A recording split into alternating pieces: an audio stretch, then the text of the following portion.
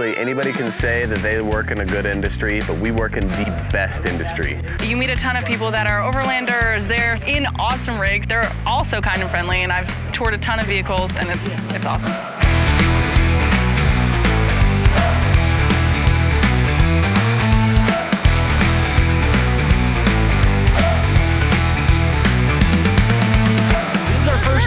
This is actually my first expo. I don't know, there's just a lot of really cool stuff that I didn't even know existed.